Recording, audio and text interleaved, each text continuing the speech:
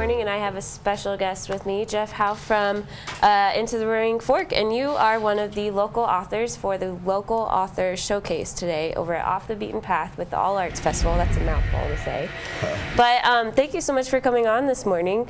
So tell me a little bit about how you got to writing Into the Roaring Fork, because it's a really interesting story. Well, you know, it really starts back when I was about 14 years old. My brother Donnie lived in Aspen, Colorado, and I had the opportunity to go out there for a couple weeks when I was young and experience some of that lifestyle for a couple weeks. And the ski bum lifestyle. And I said, wow, I can't wait till I can have this, you know. So I had to wait a few years, and I was dating a girl my senior year in college, and we wanted to move out and do something fun for a year. And so we moved out to Aspen, and that was just a totally fun year. It was the first time I'd ever really lived on my own, and so it was anything kind of goes in that whole ski town and fun lifestyle. It's a fun lifestyle. There's a lot of people here who like that, for sure. We can relate. Absolutely. So it was really a kind of a coming of age period for me. So I've always kind of looked back into that time of my life, and wow, that was just a really unique experience. And then when my wife and I got married and we were on our honeymoon out in Banff, she was reading this story, and I'm driving through these beautiful mountains, and I'm like, check out these mountains. But she's glued to this story, and it was about a crime that had occurred up in the mountains. Okay, and it was in the newspaper? And it was in the newspaper, it was in the magazines, and it was just sort of something that stuck with me for many, many years. And so then, you know, I've always wanted to write a book. I've always thought, well, you know, this would be a real challenge to do, and I've always wanted to write something that would be engaging to readers and keep the pages turning, and then I had this idea then to narrate a story using the voice of a 20-something-year-old, and here I am, 50-something-year-old, you know. But it's fun. It kind of takes you back in time. It was taking me back, so it took me back to that year after college, that year out in Aspen, and so all three of those kind of components came together to create Into the Roaring Fork. Now, how long did it take you to write this? So it took 9 months, to write it. And you've never written a book before like this? I'd never written anything really before. That's so cool. I thought I have this I had a beginning of this story in my head. I had no idea where it was going to go, and I just started writing, and this kind of came to me as I was writing, and that was really fun for me because I didn't know where it was going to go. I kind of had an idea of the beginning. I knew the beginning, maybe had an idea how it was going to end, but the whole thing was fun for me because I'm like, wow, okay, yeah, I'm going to go that direction now. Isn't that interesting? You never really know which road it's going to take when you're writing it. Yeah, that's so cool. that was fun. Yeah, and so for the premise of the book, what is the plot line and how?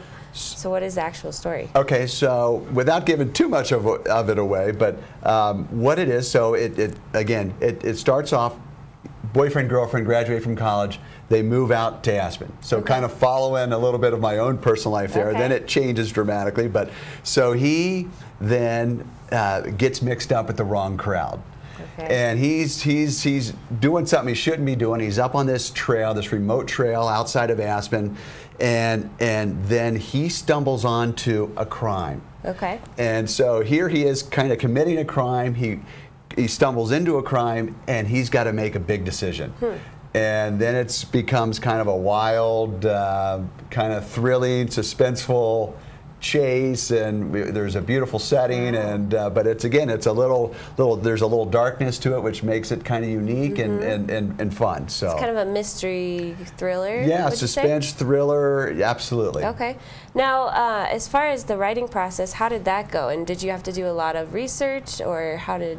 Well, you know, not a lot of research, but to a degree of, you know, real technical stuff, because I'm very experienced with the mountains, and I've been a huge fly fisherman for the last 20 years or so. So we come out, the family and I come out to the Rockies every summer. So, and I've just been a lifelong, you know, lover of the mountains since I, you know, was introduced to it in Aspen. But so not a lot of technical stuff, although I had to track down a ranger from the White River Forest one time to get something really accurate.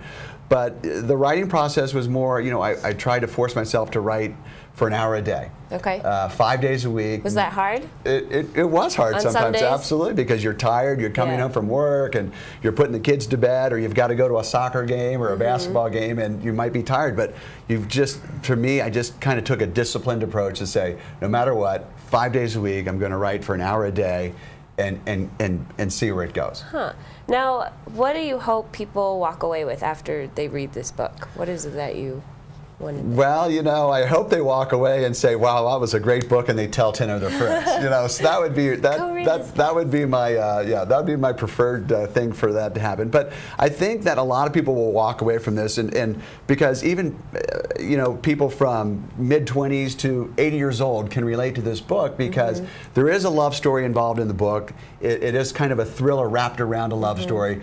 And I think that it'll take them back to that time in their lives when they were younger. All of us, you know, maybe a first time love, a first time experience away from home, and that type of that time in their life where you know, they were making decisions.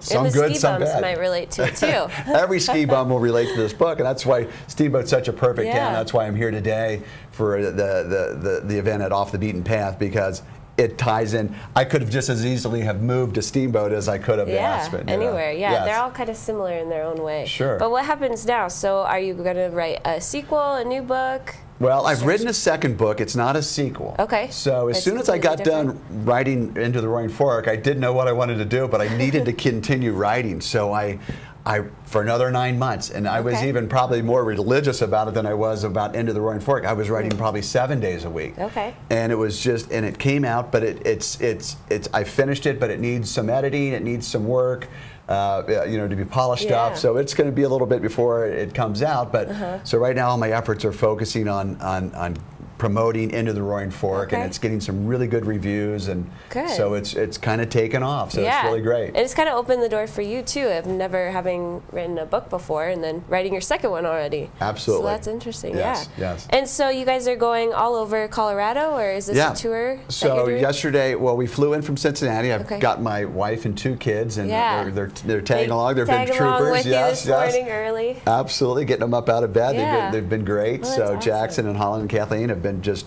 really supportive. And so yesterday we went into Frisco. We had a signing at Next Page Books there.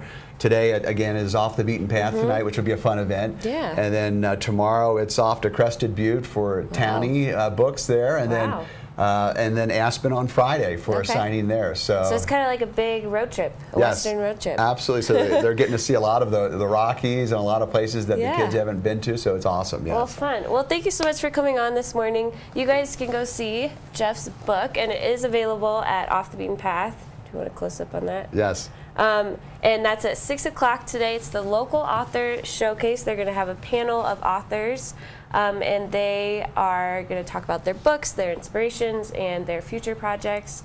And that is with the All Arts Festival. So 6 o'clock at Off the Beaten Path tonight. And you guys can see Jeff there and talk to him about his really good book, Into the Roaring Fork. So thank you so much, and we will be right back.